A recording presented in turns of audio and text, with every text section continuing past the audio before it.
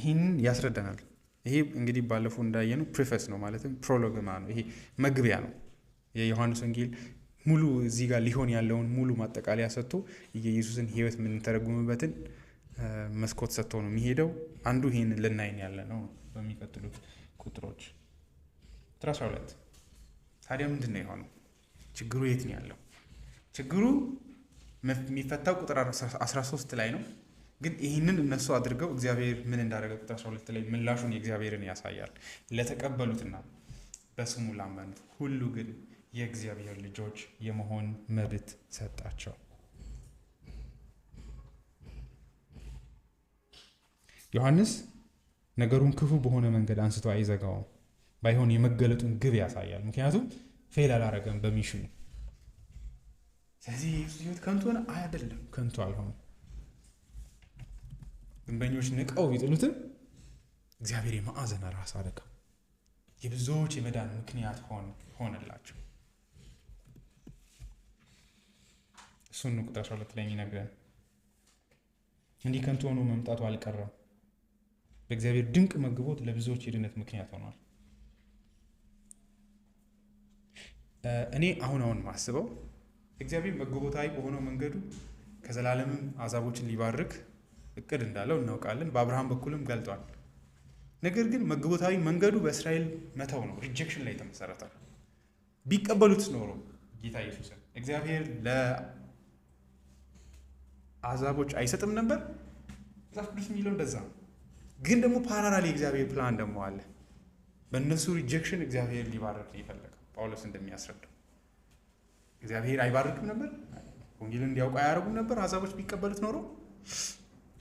ለዛ ነው እግዚአብሔር በክርስቶስ ኢየሱስ ያደረገውን መግቦት እኛ አሕዛቦች እጅግ የምናመሰግነው ነው። በእነሱ ወንጌልን ሪጀክት ማድረግ ነው ኢየሱስን ያገኘ ነው። ያ ማለት ግን እግዚአብሔር ያላሰበውን እቅድ ነው በኋላ ላይ ያሰበው ሁለተኛ እቅድ፣ ማለትም አይሁዶቹን ብቻ ለማዳን ነበር እቅዱ። ምክንያቱም ኢየሱስ ራሱ የመምጣቱን ዓላማ ሲናገር በሆነች መንገድ ዲቫይን ሳርካዝም ነው። ኢነሰንስ የመጣሁት ለእስራኤል በጎች ነው፣ ለጠፉት። ወንጌሉም ለነሱ ነው፣ እንዳትሄዱ ወደ አሕዛብ። ምክንያቱም ማቴዎስ ወንጌል ምዕራፍ 10 ላይ እንደምትመለከቱት እንዳትወጡ፣ የእኛ ሰባዎቹ ደቀ መዛሙርት መርጦ ሲልካቸው ከእስራኤል ሕዝብ እንዳትወጡ፣ ወደ አሕዛብ ከተማ እንዳትገቡ። ምክንያቱም ይሄ ወንጌል የኔ መምጣት መጨረሻው የጠፉትን የእስራኤል በጎችን ለመሰብሰብ ነው። ግን በውስጡ ምን አለ? ልክ ማቴዎስ ወንጌል ምዕራፍ 15 ላይ ያቺን ሰነፍቃዊቷን ሴት እንዳላት የልጆች ምግብ ለውሾች አይሰጥም ሲላት፣ ውሾችም እኮ ከልጆች የሚተርፈውን ይበላሉ አለችው። ታዲያ ኢየሱስ ተላልፏል ወይ ነው ጥያቄ? ኖ፣ የእግዚአብሔር መግቦታዊ ፕላን እሱ ነው። ምክንያቱም እግዚአብሔር ይህንኑ እንደሚያደርግ ቀድሞም ገልጧል። ኢሳይያስ 65 ላልፈለጉኝ ተገኙላቸው፣ ላልጠየቁኝም ተገኘው ታየው ይላል። ስለዚህ ይሄ መታየት አለበት። ስለዚህ ለእኛ ትልቅ በረከት ነው የሆነው የእግዚአብሔር መግቦት።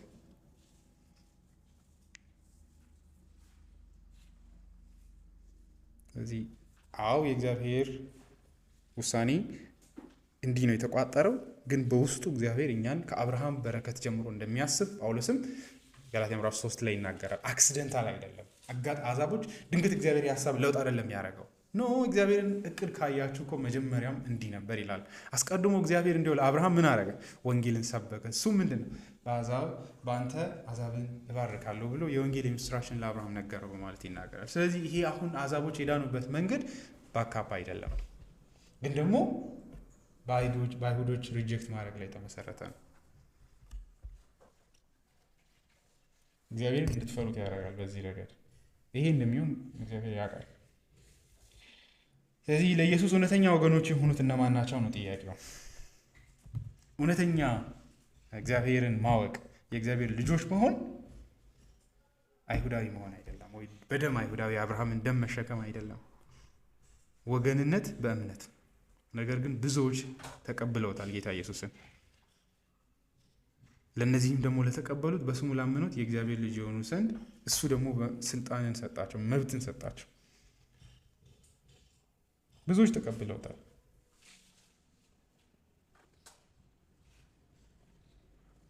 but as many as received him ነው የሚለው። ትኩረት ያደርጋል አይደለ? ብዙዎች በተቀበሉት መጠን እሱም ደግሞ ለእነርሱ ምን ሰጣቸው? የእግዚአብሔር ልጆች ተብለው እንዲጠሩና የእግዚአብሔር ልጆች እንዲሆኑ፣ እንዲሁም እንዲጠሩ አይደለም to become the sons of God ነው የሚለው even to them that believe on his name ይላል። በእንግሊዝኛው መሰረት ከታየ ዮሐንስ እያለ ያለው ምንም እንኳን የገዛ ወገኖቹ ባይቀበሉትም መምጣቱ ከንቱ አልነበረም፣ ምክንያቱም ብዙዎች ተቀብለውታል በማለት ይናገራል። ካልቪን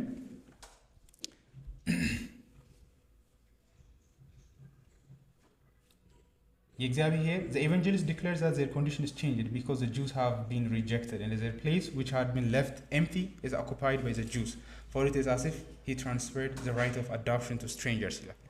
እግዚአብሔር ወገኖቹ ሳይቀበሉት ሲቀሩ ያንኑ ወንጌል ጌታ ኢየሱስ ማቴዎስ ወንጌል ላይ እንዳለው ለአሕዛቦች ሰጠ። ልክ ጌታ ኢየሱስ ምሳሌ ላይ እንዳለው ጋበዛቸው። ትልቅ ድግስ ሰርቶ የልጁን ድግስ ኑ እኔ ጋር ጆይን አድርጉኝ። ከዛ አይሁዶች ምን አይነት መልስ ሰጡ? እኔ በሬን ቼክ እያደረኩ ነው፣ እኔ ጫጉላ ላይ ነኝ።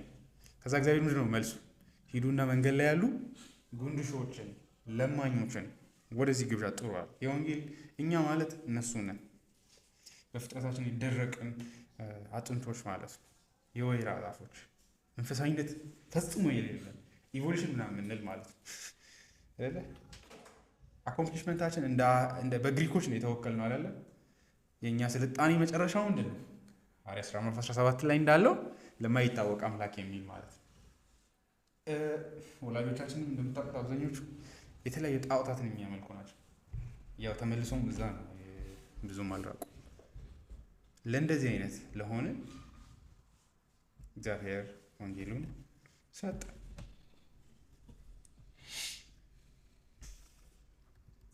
ስለዚህ በዚህም የእነሱ ኢምፓይቲ ይላል ካልቪን ለክርስቶስ እንቅፋት አልሆነውም። ኢየሱስ ምንድን ነው ይላል? የመንግስቱን ዙፋን ኤክስቴንድ አደረገው፣ ከኢየሩሳሌም አውጥቶት ወደ ምድር ዳርቻዎች ሁሉ ዘረጋው። and called indiscriminately to the hope of salvation all nations which formerly appeared to have been rejected by God ይላል። ባለፉት ዘመናት የተተው ህዝቦችን እግዚአብሔር ወደ ወንጌሉ ጋበዘ። ይህን መጽሐፍ እግዚአብሔር ባይፈቅድልን ኖር አናገኘውም። በዚህ አይሁዶች አይሰጧችሁም። ደግሞ መጽሐፍን ብታገኙ ምንም አይጠቅማችሁም። ምን ታደርጉታላችሁ? ብታነቡት ነው። እግዚአብሔር መመለሳችሁን ካላበሰረ በስተቀር ዋጋ የለውም። ምክንያቱም ጳውሎስ አንዱ የወንጌሉ ትልቅ ነገር የሚለው ምንድን ነው? ለአሕዛቦች እየዞሩ አሁን ደስ ይበላችሁ መግባት ትችላላችሁ። መጽሐፉ እንዳለው ያውቃል። ግን እግዚአብሔር ካልተቀበላችሁ እናንተ ራሳችሁን ድኛለሁ ብትሉ ምን ዋጋ አለው? አይደለ? አሕዛቦች ይህ እንኳን መብት ያልነበራቸው ናቸው አይደለ? ምዕራፍ 15 ላይ ሐዋርያት ሥራ ላይ ቁጥር 2 ይህም ጳውሎስና በርናባስን ከእነርሱ ጋር ወደ ከረረ ጠብና ክርክር ውስጥ ከተታቸው። ስለዚህ ጳውሎስና በርናባስ ከሌሎች አንዳንድ ምዕመናን ጋር ወደ ኢየሩሳሌም ወጥተው ስለዚህ ጉዳይ ሐዋርያትንና ሽማግሌዎችን እንዲጠይቁ ተወሰነ። ቤተ ክርስቲያኒቱ እግረ መንገዳቸውን በፊንቄና በሰማሪያ በኩል እንዲያልፉ ላከቻቸው። እነርሱም በእነዚህ ቦታዎች ለነበሩት የአሕዛብን መመለስን ማመን ነገሯቸው። ወንድሞቹም ሁሉ በዚህ እጅግ ደስ አላቸው። አሕዛቦች መመለስ ይችላሉ እያሉ ማለት ነው። ደግሞ ተመልሰዋል እየተባለ ማለት ነው። ከክርስቶስ የወንጌል መገለጥ በፊት ብትኖሩ የመዳን ተስፋችሁ ዝቅ ያለ ነው ሳይሆን you have no hope and we should be grateful for it በዚህ ኮቨነንት ውስጥ በመሆናችን ማለት ነው።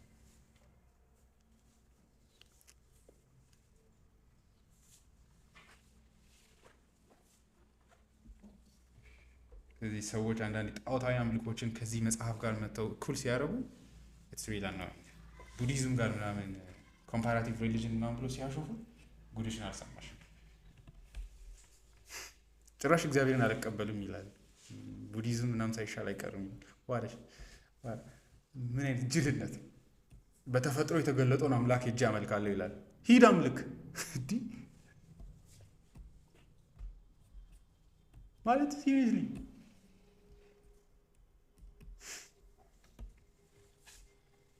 በልጁ በክርስቶስ ኢየሱስ ለሚያምኑ ብቻ ነው የእግዚአብሔር ወንጌል።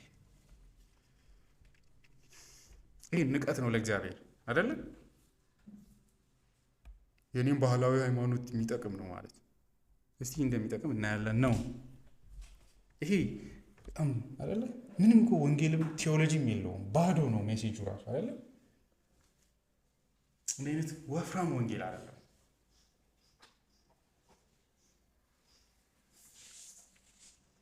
ምን እንላለን?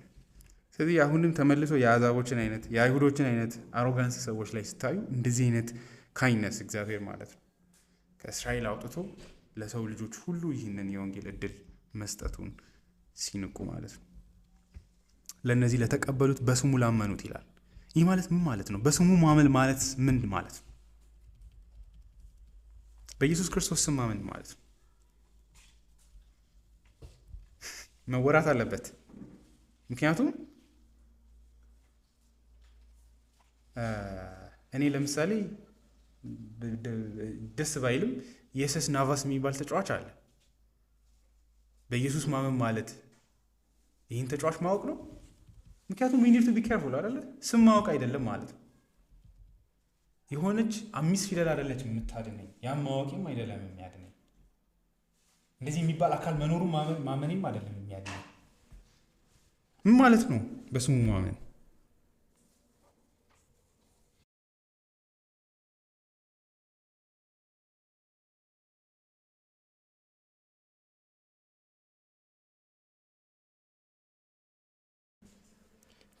እንደዚህ ላይ አንሰው Another way of describing these people is to say that they believed in his name. እነዚህ ሰዎችን ዩኒክ የሚያደርጋቸው በደም ከአብርሃም ጋር የሚተሳሰሩ አይደለም። ከሁሉ በላይ ይሄ ነው አንድ የሚያደርጋቸው፣ እሱም በዚህ ስም ያምናሉ።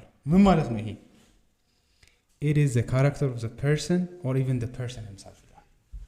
አንድ ስለዛ አካል ማንነት የምታምኑት ስለሱ ባህሪያት የምታምኑት እምነት ነው የሚያድናቸው። ስለዚህ በአእምሯችሁ ውስጥ ያለው ኢየሱስ ቃልም ስጋ ሆነ የተባለው ኢየሱስ ካልሆነ፣ በሙሴ የተመሰከረለት ኢየሱስ ካልሆነ፣ አብርሃም የጠበቀው ኢየሱስ ካልሆነ እውነተኛው ኢየሱስ አይደለም። በዚህ መሰረት እንሂድ ከተባለ ዮሐንስ ወንጌል ላይ ያለውን ኢየሱስ ካመናችሁ ነው የምትድኑት። እሱም የእግዚአብሔር ልጅ የሆነው የዓለምን ኃጢአት የሚያስወግደውን በግ ካመናችሁ ነው።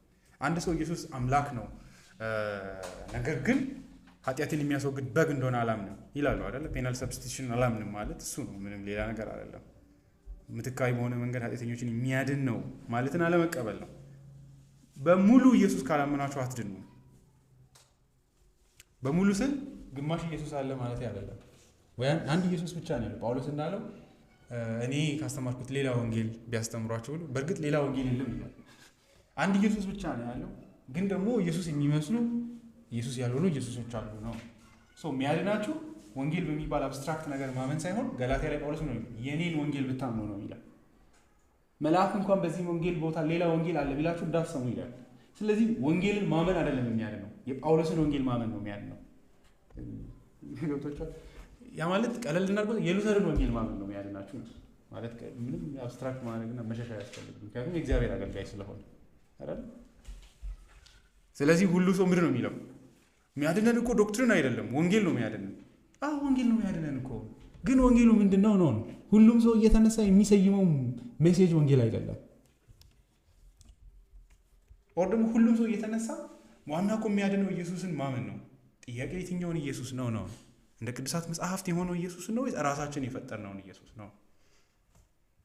ኢቭን እኮ የሚያድነው በአምላክ ማመን ነው ልንል እንችላለን፣ ግን አላህ ነው የትኛው?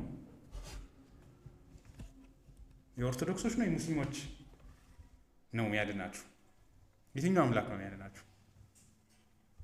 ስለዚህ በስሙ ላመኑት የሚለው እዚህ መጽሐፍ ላይ ባለው ዮሐንስ በሚተርክልን ኢየሱስ ካመናችሁ ነው የምትድኑት። ስለዚህ በክርስቶስ ኢየሱስ ማመን ማለት ስምን ከማመን ያልፋል።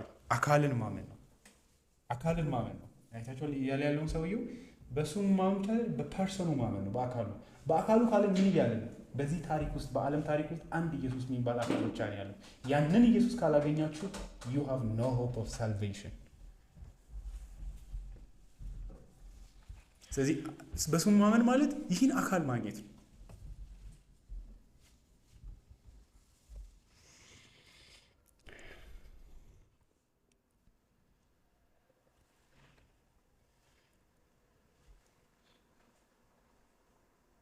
መዝሙር መጽሐፍ ላይም የእግዚአብሔርን መውደድን ሆነ እግዚአብሔርን ማመንን ያህዌን ከማመን ጋር ነው የሚያገናኘው። ለምሳሌ መዝሙር 5:11 ላይ የእግዚአብሔር ስምን መውደድን እግዚአብሔርን ከመውደድ ጋር ያገናኘዋል። ስሙን ማለት ነው።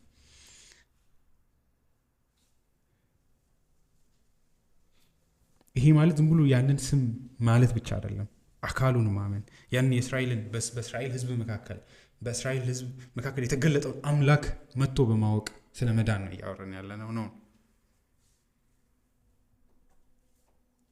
ስለዚህ በዚህ ረገድ ስም ሙሉ ማንነትን ይሸከማል። ስለዚህ በዚህ በእግዚአብሔር ቃል በሆነው በእግዚአብሔር ማመን ይህንን አካል ማመን ይላል። ፐርሰኑን ማመን እሱ ኢየሱስን ማመን ማለት እሱ እንደሆነ እሱን ማመን። ካልቪን ከእግዚአብሔር ዘንድ እንደተሰጠው የሆነውን ኢየሱስን መቀበል ነው የሚያድነው ይላል። እግዚአብሔር የሚሰጠውን በወንጌል የተሸፈነውን ኢየሱስ ይላል። የሚገርም ስቴትመንት ነው። እኔ ብዙ ይረዳውን አላውቅም። ኔክድ የሆነ ኢየሱስን ማመን ሳይሆን በወንጌል የተሸለመውን ኢየሱስን፣ በወንጌል የተሸፈነውን ኢየሱስን ማመን። ክሎዝድ ዊዝን ሂዝ ጎስፐል ነው የሚለው። ያን ሲል ወንጌላት መጽሐፍት ውስጥ ያለውን ኢየሱስን ማለቱ ራሱ አይደለም። ካልቪን እያለ ያለው በወንጌሉ ትርክት ውስጥ ያለውን ኢየሱስን ማመን። ያ ማለት ለኃጢአተኞች የሚሞተው የእግዚአብሔር ቁጣ የሚወስደውን ጽድቅ በእምነት ብቻ በሆነ ወንጌል ውስጥ ያለውን ኢየሱስን፣ በጸጋ ብቻ የሚያድነውን ኢየሱስን፣ የሰራውን ስራ ለኃጢአተኞች በዚህ መንገድ የሚሰጠውን ኢየሱስን ማመን እንጂ በዚህ ወንጌል የተሸፈነውን ኢየሱስን እንጂ ሌጣው ኢየሱስን ማመን አይደለም። እንደዛ ከሆነ ጆባ ዊትነሶች፣ ሙስሊሞች እነሱም ነቢይ ነው ይላሉ አይደለ? ጥያቄው ለሱስ ማንነት የሚሰጥ ትርጓሜ ነው። መሸፈን የሚለው ካልቪን እሱን ነው። እሱን ሽፋን ነው ክሎዝ የሚለው።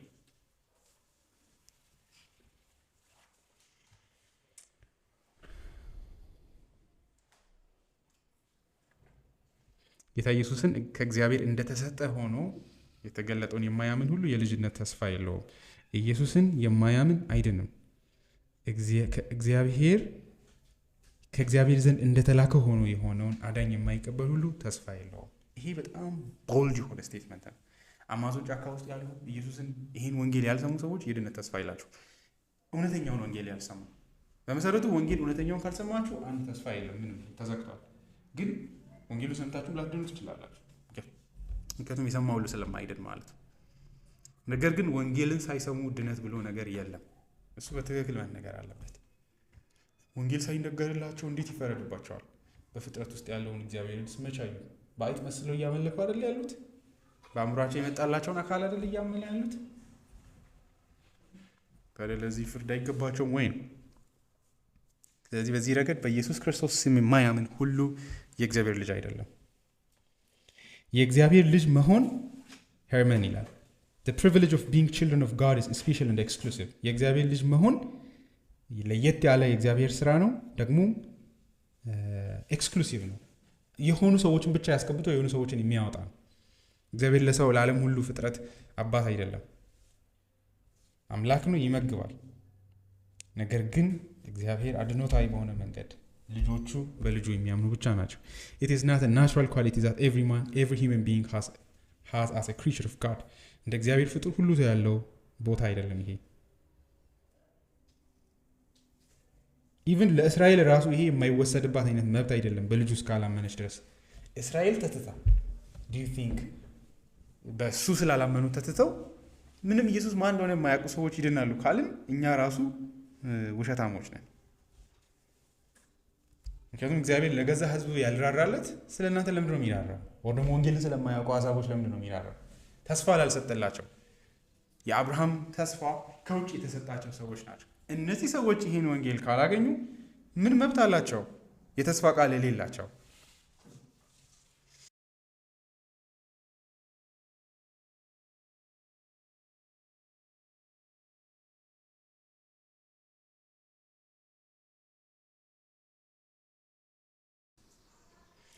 ይሄ እንግዲህ የክርስቶስ ኢየሱስን የማዳን ስራን መጨረሻ ያሳያል። የክርስቶስ የማዳን ልፋቱ ይህን ለማምጣት ነው። እዚህ ላይ ምንም መቀለድ የለበትም። ድነት ወደ እግዚአብሔር ልጆች ወደ መሆን መምጣቱ። በዚህም ድነት የእግዚአብሔር ሕዝብ ወደ መሆን መምጣት ነው አንዳንድ ሰዎች ብለው ይናገራሉ፣ አሲፍ ይህንን አውጥተው ማለት ነው። የሆነ የማይታወቅ ሕዝብ ወደ መባል መምጣት ራሱ አይደለም። ከእግዚአብሔር ቁጣ ስር ከመጥፋት ሁኔታ ልጆች ወደ መሆን የመምጣት እውነታ ነው። ያገኘነው ቦታ የእስራኤልን ቦታ አይደለም። ክርስቶስ እርሱ በእግዚአብሔር ፊት የሚታይበትን መታየት ነው ለእኛ ስልጣን አድርጎ የሰጠን።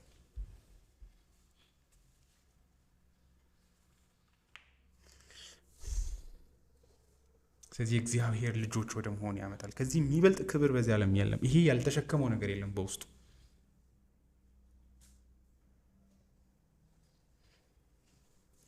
ዮሐንስ አንድ ሌላ ግን ጥንቃቄ ያደርጋል። እሱም በሌሎች መጽሐፎች ላይም እንዳለው በአዲስ ኪዳን ሌሎች መጽሐፎች ላይ እንደምታውቁት እኛ ልጆች ተብለናል። እዚህ ላይ ግን ችልድረን ነው የሚለው ዮሐንስ። ሁሌም ኢየሱስን ብቻ ነው የእግዚአብሔር በአንድያ ልጅ ሳን የሚለውን ቃል የሚጠቀመው። በክርስቶስ ኢየሱስ ልጆች ወደ መሆን የመጡትን ችልድረን ነው የሚላቸው። ይሄ አጋጣሚ አይደለም። 3 ኮሜንታተሮች ናቸው እንደዚህ ያሉት። እና ጳውሎስም እንደምታዩት የእኛን ልጆች ወደ መሆን ደጋግሞ ሳንክሽን ይለየዋል። ኤፌሶን ላይም እንደምትመለከቱት በአዶፕሽን ልጆች ወደ መሆን እንደመጣን ይናገራል። በማደጎ እግዚአብሔር ልጆቹ እንዳደረገን እንጂ በተፈጥሯችን የእግዚአብሔር ልጆች እንዳልሆንን ማለት ነው። ስለዚህ እዚህም ላይ የክርስቶስን ልጅነት ዩኒክነስ ያሳያል። እርሱ ከእግዚአብሔር ጋር ሪሌት የሚያደርግበት መንገድ እኛ እንደምናደርገው አይነት አይደለም። ቁጥር 13 በፍጥነት አውርቼ ይጨርሳል። ለምንድን ነው ይሄ ችግር የተከሰተው? አይሁዳውያን ያልዳኑበት ምክንያት፣ ክርስቶስን የተዉበት ምክንያት ምንድን ነው? እነዚህ ቁጥር 12 ላይ ያሉት የእግዚአብሔር ልጆች ወደ መሆን የመጡበትን እምነትን ያገኙበት ምክንያት ምንድን ነው? ይሄ በጣም ጠንካራ ክፍል ነው። ቁጥር 13 እነዚህም ከእግዚአብሔር ተወለዱ እንጂ ከደም ወይም ከስጋ ፈቃድ ወይም ከወንድ ፈቃድ አልተወለዱም ይላል። ለምንድን ነው ያመኑት እነዚህ ሰዎች? የገዛ ወገኖቹ ሲተውት በጣም ጎበዝ ስለሆኑ ነው? በጣም እግዚአብሔርን ስለሚፈልጉ? እሱን ሞኝነት እንዳንሄድ ነው ዮሐንስ እዚህ ጋር የሚከላከለው። እነዚህም ከእግዚአብሔር ተወለዱ እንጂ ከደም ወይም ከስጋ ፈቃድ ወይም ከወንድ ፈቃድ አልተወለዱ። ሊሆን ይችላል የምንላቸውን 3ቱንም ስትሪሞች ወንዞች ይቆርጠዋል። ይሄ ብቻ ነው ብሎ ያሳያል። ይሄም አይደለም፣ ይሄም አይደለም፣ ይሄም አይደለም፣ ይሄ ብቻ ነው ምክንያቱ።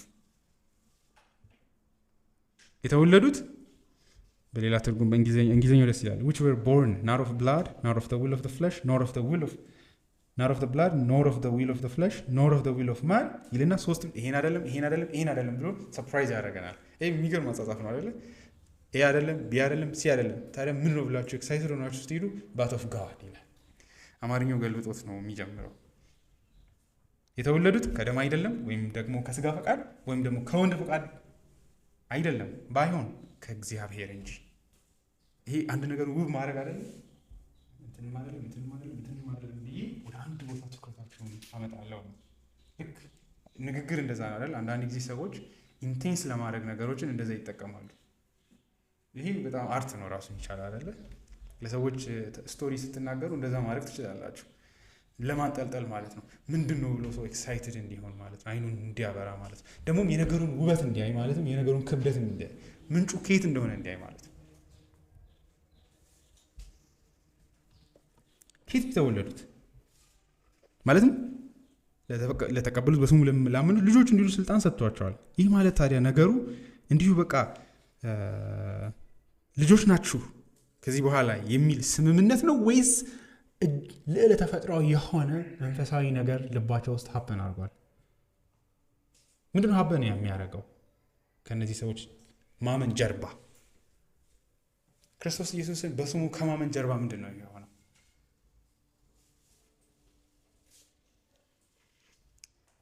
ሰዎች ድነትን ሲያስቡ፣ ዳግም ልደትን ሲያስቡ ወይ ክርስቶስን ወደ ማመን መምጣትን ሲያስቡ አንዱ ሊሰጡት የሚችሉት ስጋ የሆነ ትንታኔ በተለይም በአይሁዶች ዘንድ ከደም ነው፣ እሱ አይደለም ይላል።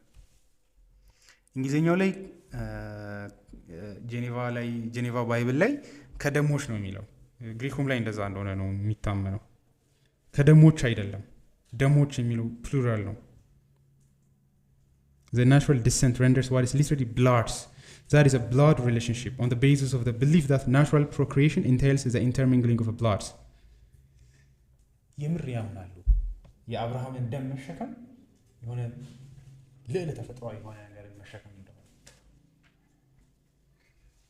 የአብርሃምን ዘር መሸከም ሹር ናቸው። ምክንያቱም ቴዎሎጂ አለ። የምር ሲሪየስ ነው ዳት ዮሐንስ ወንጌል 8 ላይ እንደምትመለከቱት እኛ የአብርሃም ልጆች ነን። ለምን? የአብርሃም ደም ሰውነታችን ውስጥ አለ። አስባችኋል? ከዛ ተነስታችሁ አይ አም ሴፍ የእግዚአብሔር ልጆች ነን።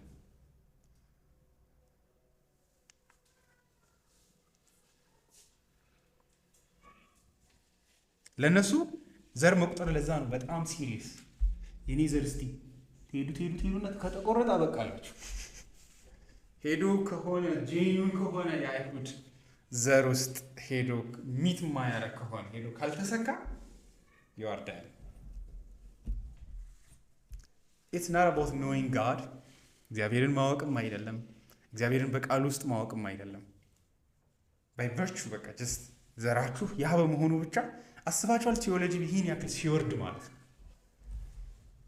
የአብርሃም አምላክ ማን ነው? ምንም አታውቁም፣ ስለሱ ማወቅም አትፈልጉም። ህይወታችሁ በእግዚአብሔርና በእናንተ መካከል ላይ አንድ ማተር የሚያደርግ ነገር የዘር ሐረጋችሁ፣ ልጅነታቸውን ወደዛ ወስደውታል። ይህ ከባድ ንግግር ነው። ከዚህ አንጻር ነው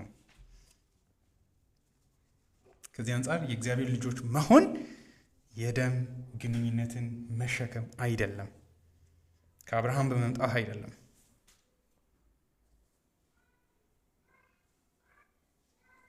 አባቶቻችሁን በመሰረቱ ከእግዚአብሔር ጋር ያላቸው ግንኙነት በክርስቶስ ኢየሱስ የተመሰረተ ነው የሚለው። አብርሃም የዳነው በምንድን ነው? የሆነ ፕራዮር ቱ ሂም የሆነ ደም የተሸከመው ስላለ አይደለም። ቤተሰቡ ከፓጋን ህዝብ የሆነ ሰው ነው። ኢያሱ ምዕራፍ 24 ላይ እንደምታዩት በምንድን የዳነው? በእምነት የዳነው።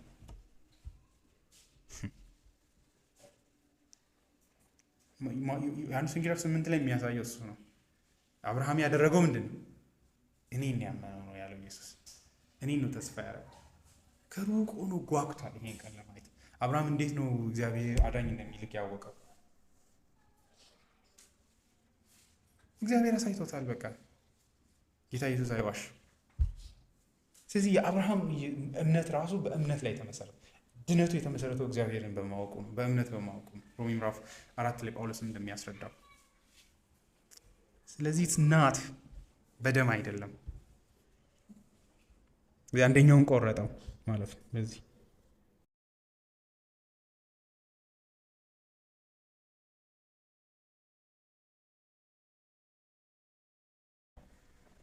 እንደውም ካልቪን ሚላል በቃ የሚተርኩት የዘር ሐረጋቸው ነው፣ አፋቸው ላይ አይጠፋም ነው የሚለው። they had continually in their mouths the nobleness of their lineage as if because they were descended from a holy stock they were naturally holy። ከቅዱስ ከሆነ ጉቶ ውስጥ ስለወጡ በቃ በተፈጥሮ እነሱ የተቀደሱ ናቸው። በዚህም በዘር ሐረጋቸው ላይ ይታበያሉ፣ ይጠሩና ማለት ነው እንትና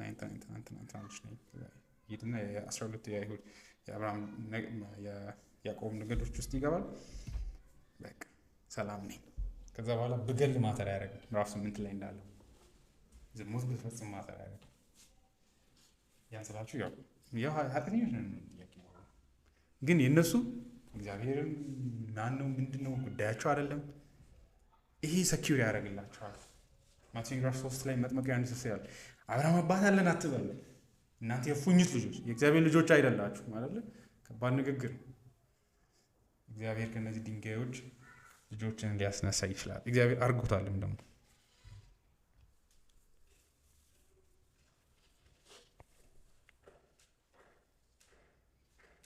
ደሞች የተባለው ለዛ ነው፣ ብዙ ቁጥር የዘር ሐረግን ለማሳየት ነው በማለት ይናገራል።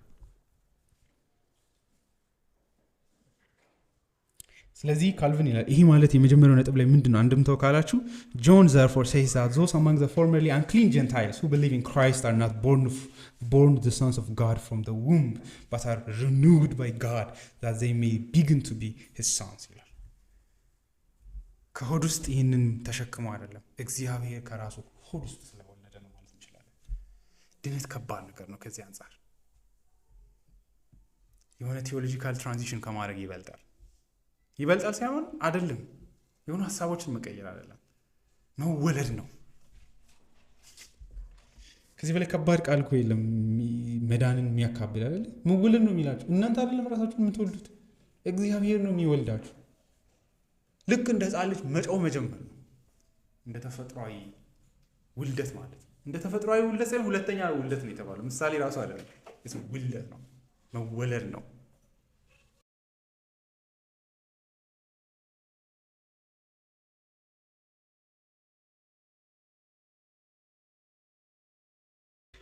ሌላውስ ደግሞ ወይም ደግሞ ከስጋ ፈቃድ አይደለም። ስለዚህ አይሁዳውያንን በዚህ መንገድ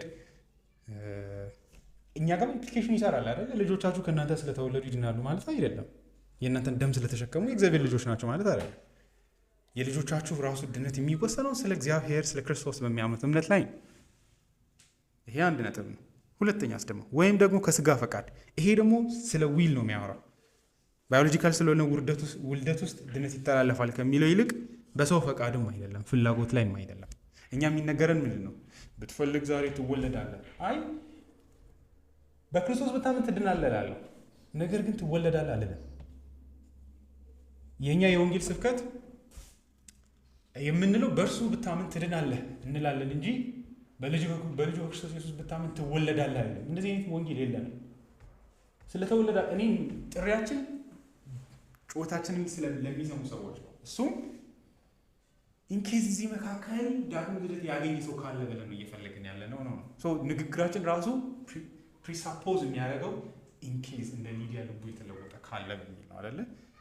ወንጌሉን ከመቀበሉ በፊት ልቧ መከፈት ስለነበረበት ማለት ነው።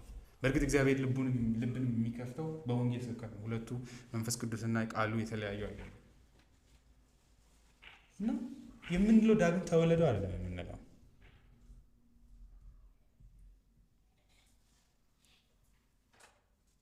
ቢቦርን አጌን አይባልም። ሜሴድም የለም። እንዴት ነው የምወለደው? እኔ እኮ አይደለም ራሴን የምወልደው። እንዴት ነው ተወለድ የምትሉ? ውለደኝ እግዚአብሔር አለትም ሄጅ ካልተወለዳችሁማ መጠየቅም አትችሉማ። የሞተ ሰው ምኑን ያውቃል ነው። ያልተወለደ ሰው እና ማለት ልጅ እናቱ ውስጥ ያለ ልጅ ሄዶ እኔ ፍላጎት አለኝ ልወለድ ዘንድ እፈልጋለሁ አይልም። ዳግም ልደትም እንደዛ አይደል? ጌታ ኢየሱስም ኒቆዲሞስም ዳግም ተወለድ አላለው። ሲሪየስሊ ዲስክሪፕቲቭ የሆነ ስቴትመንት እንጂ ዳግም ተወለድ እያለ አይደለም እያለ ያለው ሰው ዳግመኛ ካልተወለደ የእግዚአብሔር መንግስት አይወርስም ነው እንጂ ያለው ሂድና ዳግም ተወለድ ከዛ የእግዚአብሔር መንግስት ትገባለህ አይደለም ያለው። እንዴት ሲለው ራሱ አንተ እጅ ላይ አይደለም ያለው። መንፈስ ቅዱስ ወደ የሚፈልገው ይነሳል ኢንኬስ ካገኘ ማለት ነው። ኢንኬዝ አይደለም በእርግጥ እግዚአብሔር ከወደደና ከመረጠ አይደለ? ኮንቨርሴሽኑን እንደዛ ነው ማየት ያለባችሁ። ሜቴር ነው የጠየቀው፣ እንዴት ነው የምወለደው አሉ። እውነት እልሃለሁ መጥቶ ጠየቀው፣ እኔ ምልክቶችን አይቻለሁ አንተ ከእግዚአብሔር ዘንድ ትመስላለህ ሲለው ኢየሱስ መልሶ እውነት እልሃለሁ ማንም ዳግመኛ ካልተወለደ በቀር የእግዚአብሔር መንግስትን ሊያይ አይችልም አለው። ኒቆዲሞስም ሰው ከሸመገለ በኋላ እንዴት ሊወለድ ይችላል? ዳግመኛ እንዲወለድ ተመልሶ ወደ እናቱ ማህፀንስ ሊገባ ይችላልን? አለው። እንደዚህ አይነት ሰው ዛሬም አለ ባይዚ የማይገባው ይሄ ነገር ግን ምንድን ነው ዳግም ልደት የሚል ጁዶም አትቀልዱ። ሲሪየስ ነው ይሄ ነገር። ሪጀነሬሽን የማይገባው ብዙ ሰው ይኖራል። ወይም ደግሞ የቴዎሎጂ ለውጥ የሚመስለው ሰው ይኖራል። ሉተር የሚባል ሰውን ማወቅ አይደለም። ይሄ በጣም ልዕለ ተፈጥሯዊ የሆነ ፈኖሜና ነው።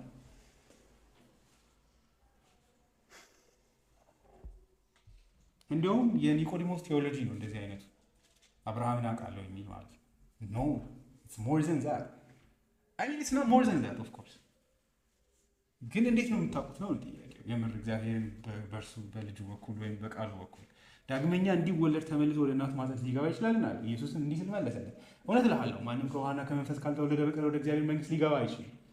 ከስጋ የተወለደ ስጋ ነው፣ ከመንፈስም የተወለደ መንፈስ ነው። ዳግመኛ መወለድ አለባችሁ ስላሉ አትገረም። ነፋስ ወደሚወደው ይነፍሳል፣ ድምፁንም ትሰማለህ፣ ነገር ግን ከየት እንደመጣ ወዴት እንደሚሄድም አታውቅም። ከመንፈስም የተወለደ ሁሉ እንደዚህ ሆነ የሚለው። ስለዚህ ከስጋ ፈቃድም አይደለም፣ ስለፈለጋችሁም አይደለም ይሄ ውልደት።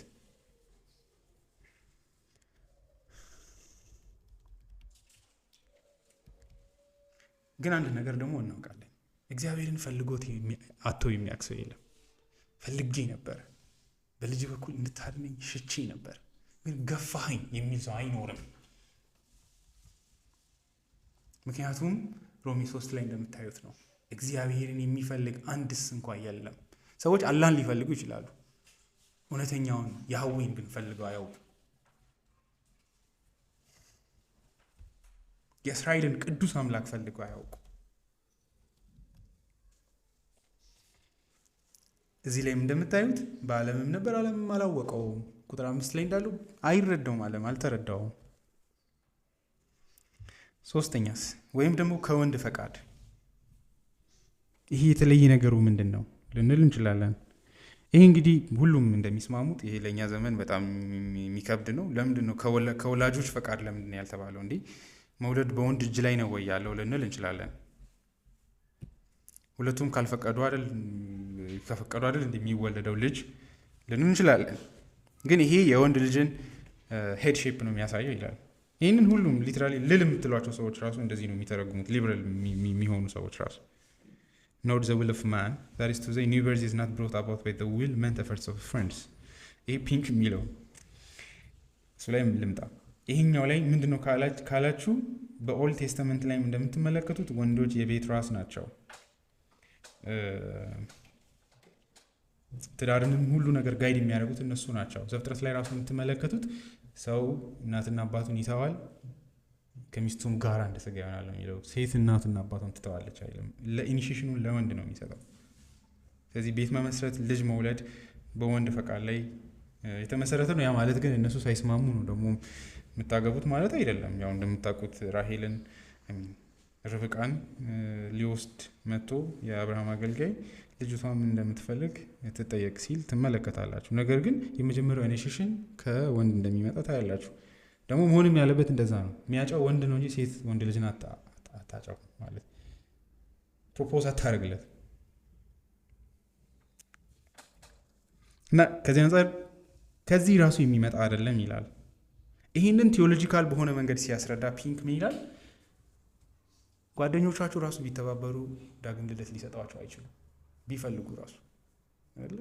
በጣም የምትወዷቸውን ሰዎች ብትገለባበጡ ምንም አታመጡ። ወላጆቻችሁን ራሱ ዳግም መውለድ አትችሉም። እግዚአብሔር እንዲወልድም ልታረጋችሁ። ሮሜ ምዕራፍ 9 ላይ ጳውሎስ ግሪቭ የሚያደርገው ለዛ ነው። እዚህ ዳግም ልደት የሆኑ ሰዎች ተሰብስበው እንውለድ በሚልም ኢኒሺዬሽንም የሚከሰት አይደለም። ስለዚህ ዮሐንስ አጥብቦት ይላል አንድ ሰውዬ it is certainly not the result of husband's will who is understood to take lead in sexual matters. New birth is finally nothing other than an act of God. ስለዚህ ultimately ማን ነው? የእግዚአብሔር ድርጊት ብቻ ነው። ስለዚህ ይላል ካልቪን እዚህ ላይ ቆሞ hence it follows first that faith doesn't proceed from ourselves. እምነት ከኛ ከዚህ ልክ እንደ ሳራ ሆድ ከደረቀ ልባችን የሚወጣ ነገር አይደለም። ክርስቶስን ማመን መቻል ባይሆን የመንፈስ ቅዱስ መንፈሳዊ የሆነ ዳግም ልደት። በዚህም ይላል ካልቪን for the evangelist affirms that no man can believe unless he be begotten of God ይላል። ስለዚህ ቁጥር 13 ላይ ያለው የእግዚአብሔር ውልደት እግዚአብሔር መውለዱ ከሌለ ቁጥር 12 ላይ ክርስቶስን ልታምኑ ዘንድ አትችሉም። therefore faith is heavenly gift ይላል። ወንጌልን ያመንበት እምነት የእግዚአብሔር ስጦታ ነው። እቺ ልባችሁ ውስጥ የምትሽከረከረው እምነት ኢየሱስ እንዲህ አድኖኛል የምትለው እቺ ፖዚቲቭ ቶት ቶት ስላችሁ ይገባችኋል። ሀሳብ ማለት አይደለም። እቺ ልባችሁ ውስጥ የተከተተችው የምትሽከረከረው ስለ ኢየሱስ የምታስበው ሀሳብ ትልቅ ስጦታ ናት። በዚህ ትድናላችሁ እና ስጦታ ሰማያዊ የሆነ ማንም በእነዚህ ሶስቱ መንገዶች ቢሄድ አያገኘውም፣ ሊያመጣ አይችልም።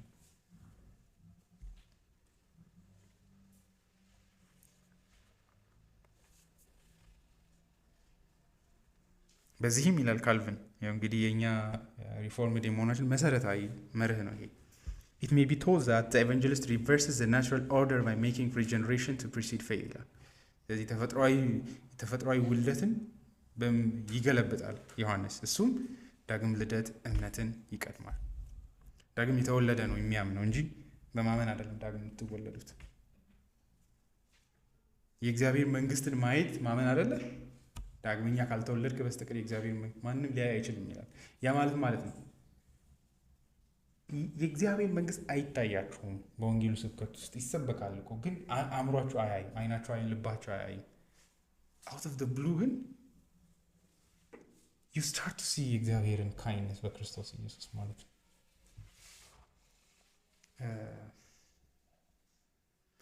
ሰው ሁሉ የናቀው መሬት ውስጥ you see treasure ማለት ነው። ዳግም ልደት ማለት እሱ ነው። ያንን ሪያላይዝ ማድረግ ማለት ነው። ጌታ ኢየሱስ ደጋግሞ የሚለው ምንድን ነው? የእግዚአብሔር መንግስት በመካከላችሁ ናት ይላል። ይኸው ይላል፣ ግን አይታያቸውም። ከዛ ግን ብዙ በሽተኞች ወደ ልጁ ወደ ኢየሱስ ክርስቶስ መጥተዋል። የዳዊት ልጅ እንደሆነ አይተዋል። አይነ ስውሮች ናቸው እንዲሁም የሚያዩት። እምነት ኤክስትራኦርዲናሪ እንደሆነ የምታዩት። የዳዊት ልጅ ሆይ እባክህ ማረኝ፣ አንተ ዝም በል ይሉታል። ይህን የመሰለ ትልቅ ስም ወስደህ ለዚህ ቀረጥ ለዚህ አናጺ ትሰጣለህ? የዳዊት ልጅ ማለት ከባድ ንግግር ነው ማለት ሎንግ ኤክስፔክትድ መሳያ ነው። አንተ የምንጠብቀው ምን የተጓጓንልህ የእግዚአብሔር ልጅ ነህ፣ መሲሁ ነህ። ያንን መስጠት አልፈለጉም ፈሪሳውያን፣ ግን እነዚህ ሰዎች ሰጡት። ዋይ ሪጀነሬሽን ፕሪሲድስ ፌዝ። ዳግም ልደት እምነትን ይቀድማል። እምነት ያንን ቢሆልድ ወደ ማድረግ መምጣት ነው። የእግዚአብሔርን መንግስት ማየት ወደ መምጣት፣ ኃጢአተኝነታችሁን፣ የክርስቶስ ወንጌልን ትልቅነት ወደ መመልከት መምጣት።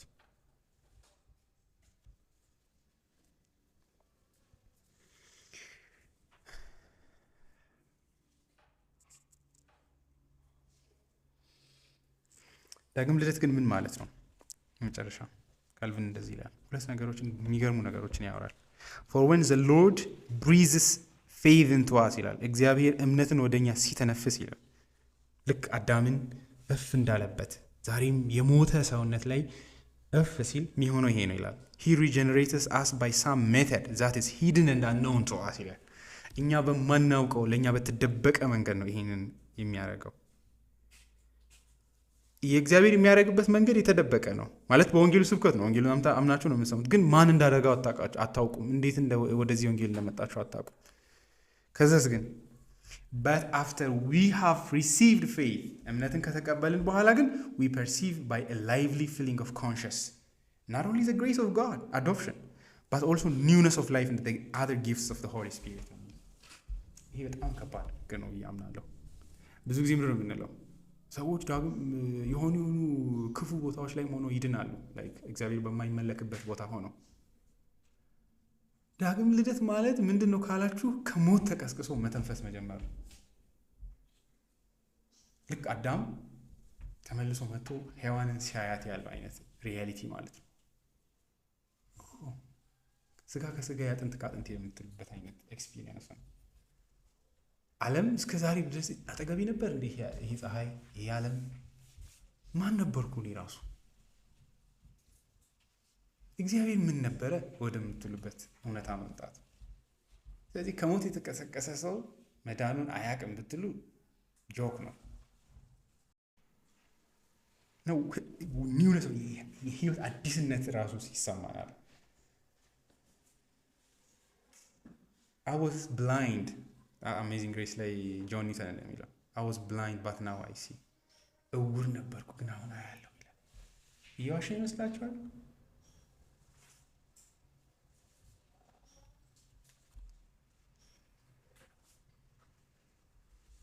የጠፋው ነበርኩ አሁን ግን ተገኘው። ደስ ኤክስፒሪየንስ እውነተኛ የዳነ ሰው ሁሉ ህይወት እሱን እንደ ጳውሎስ ማለት ነው። we were dead in trespasses and sin ሙታን ነበርኩ እኔ ራሱ ይላል አይደል? እኛም ከሌሎቹ ጋር የቁጣ ልጆች ነበር። ለሰይጣን እየተገዛን እንጓዝ ነበር። ግን እግዚአብሔር በምህረቱ አሰበን ነው የሚለው። ዳግም ልደት እንደዛ ነው።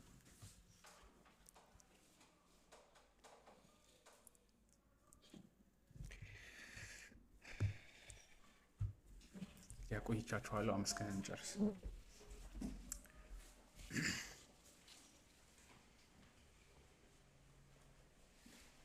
እግዚአብሔር አባት ሆይ ግሩም ስለሆነው ስለዚህ ቃልህ እናመሰግናለን።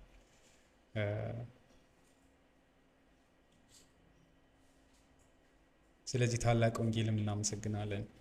እኛ አሕዛቦች ከንቶዎች የነበርን ባንተ ታስበን እንደ ቀልድ ልጆችህ ተብለን አባት እንድትሆነን በልጅ በኩል እድል ስልጣንን ሰጠህን። በዚህ መንገድ ስለታሰብን ደግሞም ቅዱስ የሆነውን ወንጌልህን ዓለም የሚንቀውን የሚያዋርደውን ለእኛ ግን ሕይወት የሆነልንን ወንጌል እንድናውቅ በአንተ ስለታሰብን እናመሰግናለን። እዚህ ስላለነው ስለ ሁላችንም ተመስገን። እግዚአብሔር አምላክ ሆይ አንተን እንደ አባት በእኛ መካከል ያላስተዋለች ነፍስ ካለች በቸርነትህ እንድታስብ እንለምንሃለን። ስለ ሁሉ ነገር ደግሞ እናመሰግናለን። ልጅህን ኢየሱስ ክርስቶስን በማወቅ አብዝተህ ባርከን። እስካሁን ድረስ ስለነበረን እዚህ መሆን ተመስገን። ስላልደከምን ስለረዳህንም እናመሰግናለን። ስለ ሁሉ ተባረክ። በጌታችን በኢየሱስ ስም አሜን። ተነስተን ሁለት ነገሮችን እንማራለን።